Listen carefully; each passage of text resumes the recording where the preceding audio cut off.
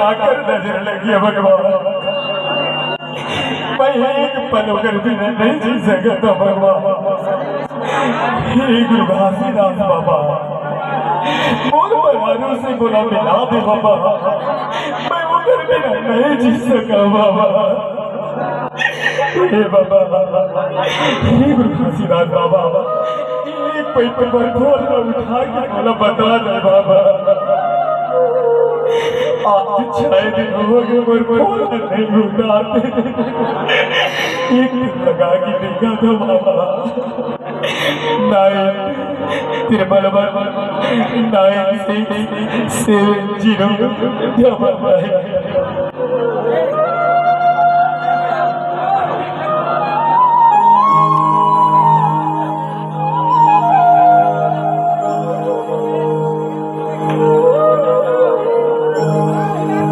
Hello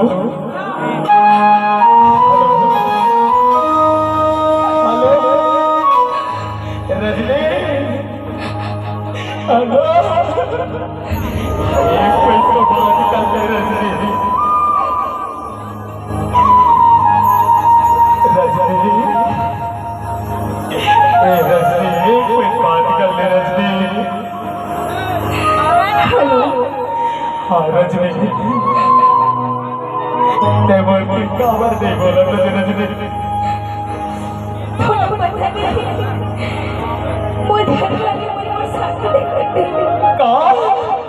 अरे तोर शादी को है तो मैं कैसे जी पाऊँ रजनी। बहू तोर बिना मर जाऊँ रजनी। तोला पर प्यार की क्रिया है रजनी। कोनो सर तो मैं आज ये हम सेना गांव के बोर्ड में आवे रजनी। मैं पहले बोर्ड जगह कर रही हूँ, गाँव जगह रही हूँ। तोला पर प्यार की क्रिया है रजनी। तुम मर जाओ रजनी, मर जाओ।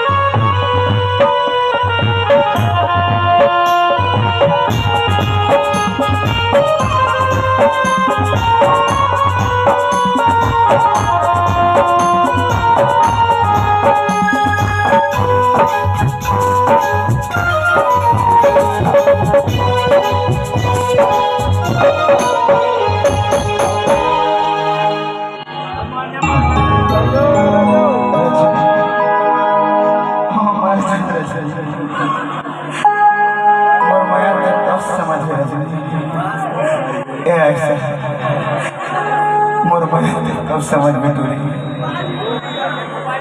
और एक पल भी रास्ते लगे राजू भैया दिल माने नहीं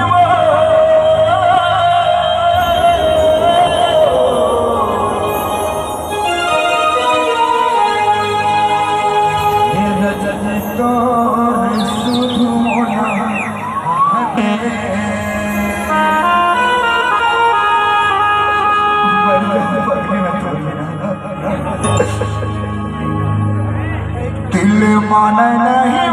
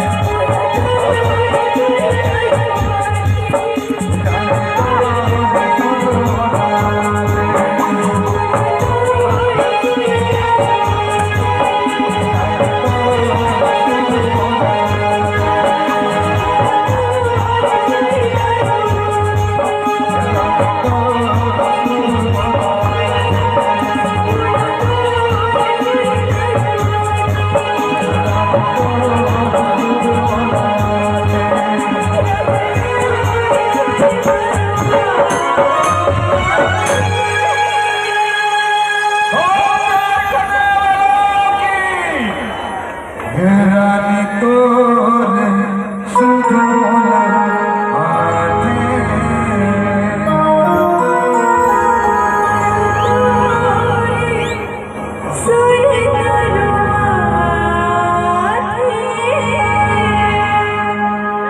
प्यार में ही हाल होता संगवारी हो कैसे रे भाचा गुंडा बन के आ रहा अब खोरावा कैसे है रे ये तो पुलिस वाला लुढ़क के लगत है आज